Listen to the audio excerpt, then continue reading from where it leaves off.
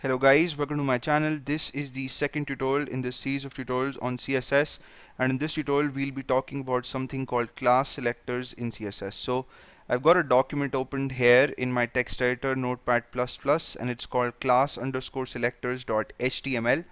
And in this document, as you can see in the style section, the rule that I have is slightly different from the rule that we saw in the last tutorial. So I want to change the color of text to blue. So this part is fine. Color is the property and blue is the value, and I've got my colon and semicolon to terminate the style rule, and everything is within curly braces, everything is fine. But the selector this time is not just P. I don't want this rule to be applied to all paragraphs, but I want this rule to be applied to those paragraphs which belong to the class blue.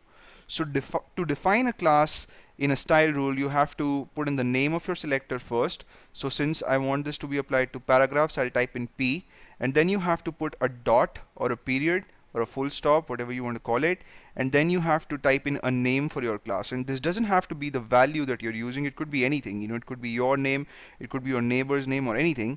And then inside the body section, as you can see, I've got two paragraphs. So the first one has the text paragraph 1, and the second one has the text paragraph 2, but there is a difference in the declaration of both paragraphs. So the first one simply has the P tags, while for the second one I have typed in P, given a space, then I've typed in the keyword class, and I've used the assignment operator or the equal to symbol here, and then within double quotes I've typed in the name for this class. So this name is the same as the name that you've used to define your style rule here in the style section, right? So what should happen is this paragraph should be rendered with default settings. So this text should appear in black, whereas for this particular paragraph all the rules that you would mention here within the curly braces would apply or should apply, right? So what I'm going to do is I'll make sure that this file is saved.